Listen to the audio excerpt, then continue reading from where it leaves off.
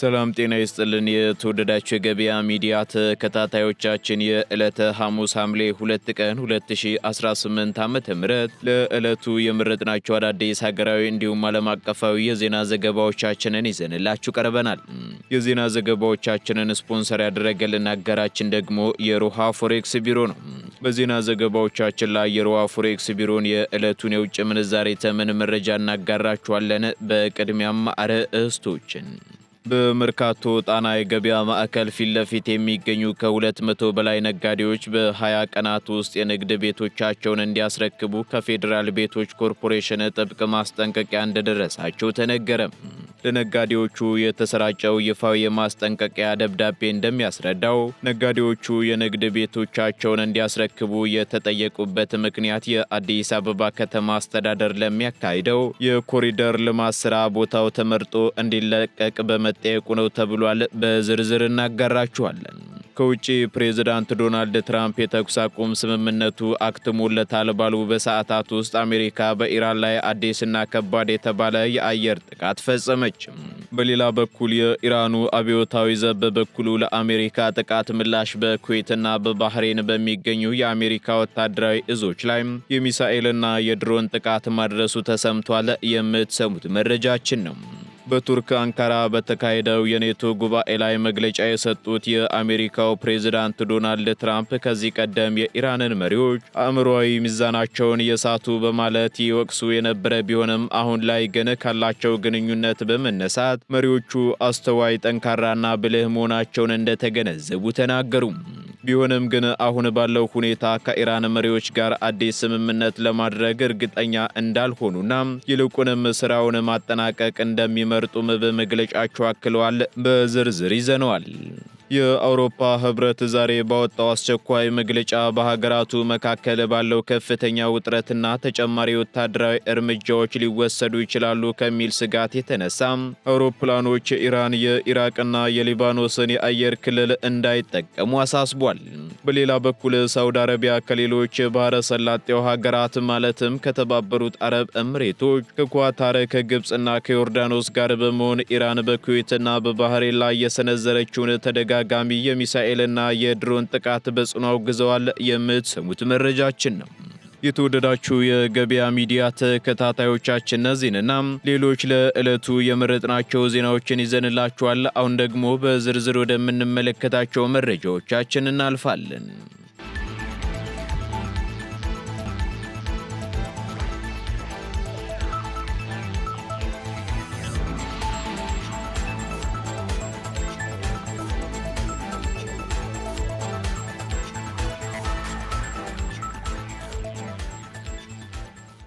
በመርካቶ ከ200 በላይ ነጋዴዎች በ20 ቀናት ውስጥ ሱቆቻቸውን እንዲያስረክቡ መታዘዛቸው ተነገረ። በአዲስ አበባ መርካቶ ጣና የገበያ ማዕከል ፊት ለፊት የሚገኙ ከ200 በላይ ነጋዴዎች ለልማት ምክንያት በ20 ቀናት ውስጥ የንግድ ቤቶቻቸውን እንዲያስረክቡ ከፌዴራል ቤቶች ኮርፖሬሽን ጥብቅ ማስጠንቀቂያ እንደደረሳቸው አስታውቀዋል። ይህ ድንገተኛ እርምጃ ከግማሽ ምዕተ ዓመት በላይ በአካባቢው የነበረውን የንግድ ታሪክ የሚያጠፋና ቤተሰቦችንም ለከፋ የኢኮኖሚ ቀውስ የሚዳረግ መሆኑን ነጋዴዎቹ በምሬት ገልጸዋል። የፌዴራል ቤቶች ኮርፖሬሽን ቅርንጫፍ አንድ ጽህፈት ቤት ለተከራዮች ያሰራጨው ይፋዊ የማስጠንቀቂያ ደብዳቤ እንደሚያስረዳው ነጋዴዎቹ የንግድ ቤቶቻቸውን እንዲያስረክቡ የተጠየቁት የአዲስ አበባ ከተማ አስተዳደር ለሚያካሂደው የኮሪደር ልማት ስራ ቦታው ተመርጦ እንዲለቀቅ በመጠየቁ ነው ተብሏል። በቀድሞ ወረዳ 5 ቀበሌ 19 የሚገኘውን ይህንን የንግድ ቤት የተከራዩ ግለሰቦች ይህ ደብዳቤ ከደረሳቸው ቀን ጀምሮ ባሉት 20 ቀናት ውስጥ ንብረታቸውን አንስተው የውሃና መብራት ክፍያዎችን አጠናቀው የቤቱን ቁልፍ እንዲያስረክቡ የኮርፖሬሽኑ ደብዳቤ ጥብቅ ትዕዛዝ አስተላልፏል። በተሰጠው የ20 ቀናት ገደብ ውስጥም ቤቱን የማያስረክቡ ተከራዮች ካሉ ኮርፖሬሽኑ በፖሊስ ኃይል አስገድዶ እንደሚያስወጣና በዚህ ሂደትም ለሚደርሱ በሚደርሰው ማንኛውንም የንብረት ጉዳት ምንም አይነት ኃላፊነት እንደማይወስድ በማስጠንቀቂያ ደብዳቤው ላይ በግልጽ ሰፍሯል ሲል ዘሀበሻ አስነብቧል። ደብዳቤው የደረሳቸው እነዚህ ነጋዴዎች የተሰጣቸው የጊዜ ገደብ እጅግ አጭር መሆኑን በመግለጽም ጉዳዩ የሚዲያና የሕዝብ ትኩረት እንዲያገኝ ጥሪ አቅርበዋል። በተጨማሪም ድንገተኛ የሆነው ይህ ውሳኔ በንግድ ስራቸውና በቤተሰቦቻቸው ሕይወት ላይ ከባድ የኢኮኖሚ ስብራት እንደሚያስከትል ነጋዴዎቹ በከፍተኛ ስጋት እያስጠነቀቁ ይገኛሉ። በሌላ በኩል ያለምንም በቂ የዝግጅት ጊዜና የተተኪ ቦታ ማቋቋሚያ እቅድ ዜጎችን በ20 ቀናት ውስጥ ንብረታችሁን አስወጥታችሁ ውጡ ማለት የአስተዳደሩን የፖሊሲ ክፍተትና የዜጎችን ሰብአዊና ኢኮኖሚያዊ ደህንነት ችላ ማለትን በግልጽ የሚያሳይ መሆኑን የፖለቲካና የኢኮኖሚ ተንታኞች በማንሳት ላይ ይገኛሉ።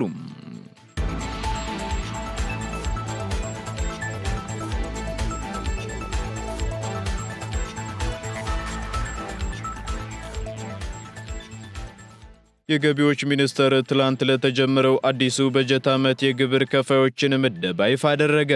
ሚኒስትሩ ይፋ ያደረገው የግብር ከፋዮች ምደባ በየ3 ዓመቱ የሚከወን መሆኑን የተገለጸ ሲሆን ከሐምሌ 1 ቀን 2018 ዓ.ም ጀምሮ ግብር ከፋዮች ታክስ የሚከፍሉበትም ሆነ ማንኛውንም አገልግሎት የሚያገኙት አዲስ በተመደቡበት ግብር ከፋዮች ቅርንጫፍ ጽሕፈት ቤት በኩል ብቻ ይሆናል ተብሏል። በዚህም በገቢዎች ሚኒስቴር ስር ያሉ ቅርንጫፍ ጽሕፈት ቤቶችም በአዲሱ ምደባ መሰረት ወደ ቅርንጫፎቻቸው የተመደቡ ግብር ከፋዮችን ዝርዝር ይፋ በማድረግ ላይ ናቸው። በየ3 ዓመቱ የሚከናወነው የዚህ የግብር ከፋዮች ምደባ ወይንም ሴግመንቴሽን ዋና ዓላማው ደግሞ ለአገልግሎት አሰጣጥ ምቹ ሁኔታን መፍጠር መሆኑን ሚኒስቴር መስሪያ ቤቱ አስታውቋል። በዚህም የምደባ ግብር ከፋዮችን እንደየስራ ዘርፋቸውና እንደየገቢ መጠናቸው በተመሳሳይ ክላስተር እንዲመደቡ ያደርጋል የተባለ ሲሆን ይህም ቅርንጫፎች ለተመደቡላቸው ግብር ከፋዮች እንደየባህሪያቸው ልዩ ድጋፍና አገልግሎት እንዲሰጡ ያስችላቸዋል ተብሏል።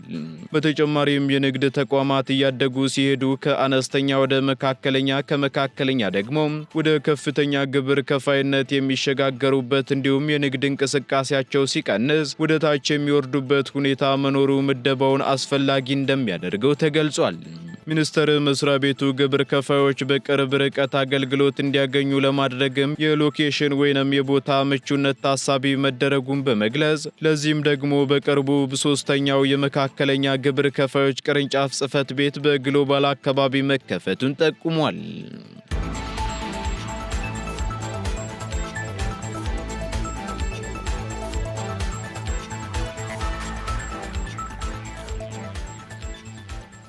ከባህር ማዶ ወደ ያዝናቸው መረጃዎቻችን ስንሸጋገር ፕሬዝዳንት ዶናልድ ትራምፕ የተኩስ አቁም ስምምነቱ አክትሞለታል ባሉ በሰዓታት ውስጥ አሜሪካ በኢራን ላይ አዲስ የአየር ጥቃት መፈጸሟ ተገለጸ።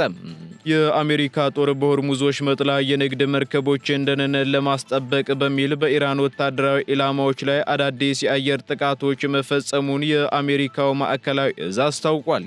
ጥቃቱ የተሰነዘረው ደግሞ የአሜሪካው ፕሬዝዳንት ዶናልድ ትራምፕ በቅርቡ በንግድ መርከቦች ላይ የደረሰውን ጥቃት ተከትሎ ከኢራን ጋር ተደርጎ የነበረው ጊዜያዊ የተኩስ አቁም ስምምነት አብቅቶለታል ካሉ ከጥቂት ሰዓታት በኋላ ነው። የአሜሪካው ማዕከላዊ እዝም ባወጣው መግለጫ መሰረት ለሁለተኛ ተከታታይ ቀናት በተሰነዘረው በዚህ ጥቃት የኢራን የአየር መከላከያ ዘዴዎች፣ የራዳር ጣቢያዎችና የባህር ኃይል ጀልባዎችን ጨምሮ በርካታ ወታደራዊ ማዕከላት ተደብድበዋል። ፕሬዝዳንት ዶናልድ ትራምፕ በትሩዝ ሶሻል ገጻቸው ላይ ባስተላለፉት መልእክት ድርጊቱ ኢራን በ3 የንግድ መርከቦች ላይ ላደረሰችው ጥቃት የተሰጠ አጸፋዊ እርምጃ መሆኑን ገልጸው ጥቃቱ አሁንም ድጋሜ ከተደገመ የከፋ እርምጃ እንደሚከተል አስጠንቅቀዋል። የኢራን መገናኛ ብዙሃን በበኩላቸው በባንዳር አባስ፣ ቻባሃርና ቡሸር የባህር ዳርቻ ከተሞች ላይ የፍንዳታ ድምጾች መሰማታቸውን ያረጋገጡ ሲሆን የሀገሪቱ አብዮታዊ ዘብ ለአሜሪካ ጥቃት ምላሽ ለመስጠት በኩዌትና በባህሬን በሚገኙ የአሜሪካ ወታደራዊ እዞች ላይ በሚሳኤልና በሰው አልባ አውሮፕላኖች አጸፋ ጥቃት መሰንዘራቸውን አስታውቀዋል። በዚህም በሁለቱ ሀገራት መካከል ያለው ውጥረት በድጋሚ ማገርሸቱን ተከትሎ የዓለም አቀፍ የነዳጅ ዋጋ በከፍተኛ ሁኔታ መጨመሩ ተገልጿል።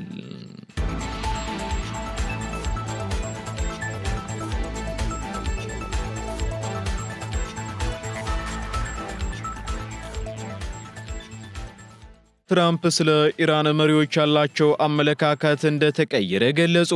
የአሜሪካው ፕሬዝዳንት ዶናልድ ትራምፕ በቱርክ አንካራ በተካሄደው የኔቶ ጉባኤ ላይ በሰጡት መግለጫ ስለ ኢራን መሪዎች ያላቸው አመለካከት እነሱን ይበልጥ እያወቋቸው ሲመጣ መቀየሩን ተናግረዋል። ትራምፕ ከዚህ ቀደም የኢራንን መሪዎች አእምሯዊ ሚዛናቸውን የሳቱ በማለት ይወቅሱ የነበረ ቢሆንም አሁን ላይ ግን ካላቸው ግንኙነት በመነሳት መሪዎቹ አስተዋይ፣ ጠንካራና ብልህ መሆናቸውን እንደተገነዘቡ ገልጸዋል።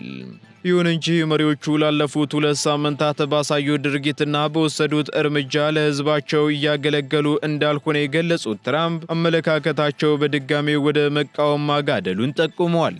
አሁን ባለው ሁኔታ ከነሱ ጋር ወይንም ደግሞ ከኢራን መሪዎች ጋር አዲስ ስምምነት ለማድረግ እርግጠኛ እንዳልሆኑና ይልቁንም ስራውን ማጠናቀቅ እንደሚመርጡም አክለው ገልጸዋል።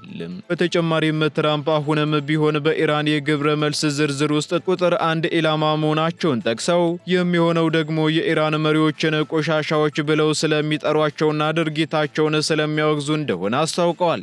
ትራምፕ ይህንን አስተያየት የሰጡት ደግሞ አሜሪካ በሆርሙዝ የባህር ወሽመጥ ላይ ከደረሰ ጥቃት በኋላ ከኢራን ጋር የነበረው የተኩስ አቁም ስምምነት ማክተሙን ባወጁበት ወቅት ነው።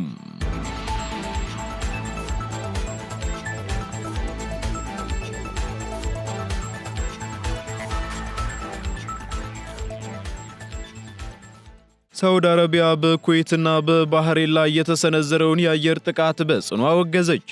ሳውዲ አረቢያና ሌሎች የባህረ ሰላጤው ቀጠና ሀገራት ኢራን በኩዌትና በባህሬን ላይ የሰነዘረችውን ተደጋጋሚ የሚሳኤልና የድሮን ጥቃት በጽኑ አውግዘዋል። የሳውዲ አረቢያ የውጭ ጉዳይ ሚኒስትር ባወጣው መግለጫ ይህ ጥቃት የሀገሪቱን ሉዓላዊነትና ዓለም አቀፍ ሕግን የጣሰ መሆኑን ገልጿል። በተጨማሪም ሳውዲ አረቢያ ለቀጣዩ ቀውስ ኃላፊነቱን ኢራን እንደምትወስድ በመግለጽ በቀጠናው ሰላምና መረጋጋትን ለማስጠበቅ ጥቃቱ በአስቸኳይ እንዲቆም ጠይቃለች። በሌላ በኩል እንደ ባህሬን መከላከያ ሰራዊት ገለጻ ከሆነ ደግሞ ጥቃቱ የሲቪል መኖሪያ ቤቶችንና የግል ንብረቶችን ኢላማ ያደረገ ነበር ብሏል። ኢራን ይህንን ጥቃት የሰነዘረችው ደግሞ አሜሪካ በኢራን ላይ ለወሰደችው ወታደራዊ እርምጃ ያጸፋ ምላሽ ለመስጠት መሆኑን የሀገሪቱ አብዮታዊ ዘብ አስታውቋል። ከሳውዲ አረቢያ በተጨማሪ የተባበሩት አረብ ኤምሬቶች፣ ኳታር፣ ግብጽ፣ ዮርዳኖስና የባህረ ሰላጤው የትብብር ምክር ቤት ጥቃቱን በማውገዝም ሁሉም ወገኖች ውጥረቱን ለማርገብ በዲፕሎማሲያዊ መንገድ እንዲንቀሳቀሱ ጥሪ አቀርበዋል።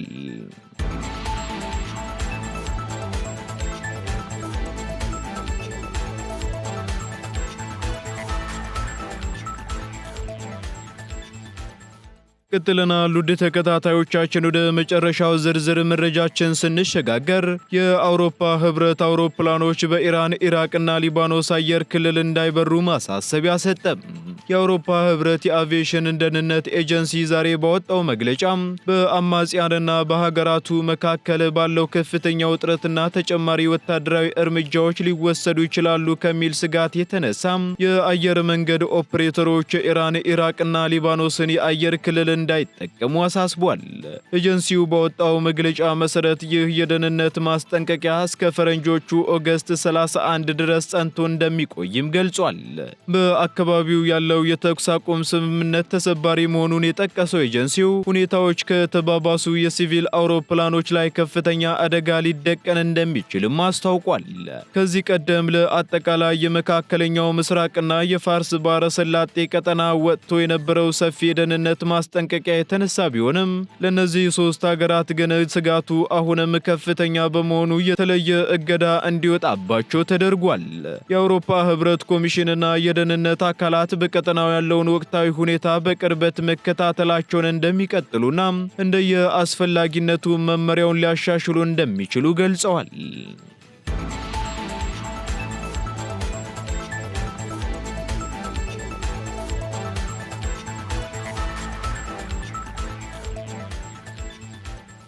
ቀጥለናል። ውድ ተከታታዮቻችን በመጨረሻም የሮሃ ፎሬክስ ቢሮን የዕለቱን የውጭ ምንዛሬ ተመን መረጃ እናጋራችኋለን። በዚህም አንድ የአሜሪካ ዶላር 175 ብር ከ44 ሳንቲም እየተገዛ 178 ብር ከ94 ሳንቲም እየተሸጠ ይገኛል።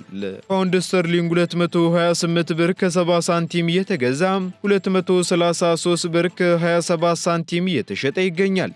ዩሮ ደግሞ 199 ብር ከ26 ሳንቲም መግዣው ሲሆን መሸጫው እንዲሁ 203 ብር ከ24 ሳንቲም ሆኗል። ስዊስ ፍራንክ 215 ብር ከ37 ሳንቲም እየተገዛ 219 ብር ከ67 ሳንቲም እየተሸጠ ይገኛል። የተባበሩት አረብ ኤምሬት ድራም ደግሞ 47 ብር ከ70 ሳንቲም እየተገዛ 48 ብር ከ65 ሳንቲም እየተሸጠ ይገኛል። የሳውዲ ሪያል 45 ብር ከ85 ሳንቲም መግዣው ሲሆን መሸጫው ደግሞ 46 ብር ከ76 ሳንቲም ሆኗል። የቻይናው ዩዋን 24 ብር ከ23 ሳንቲም እየተገዛ 24 ብር ከ71 ሳንቲም እየተሸጠ ይገኛል። የካናዳ ዶላር ደግሞ 121 ብር ከ20 ሳንቲም እየተገዛ 123 ብር ከ62 ሳንቲም እየተሸጠ መሆኑን የሮሃ ፎሬክስ ቢሮ የዕለቱ የውጭ ምንዛሬ ተመን መረጃ ያመላክታል።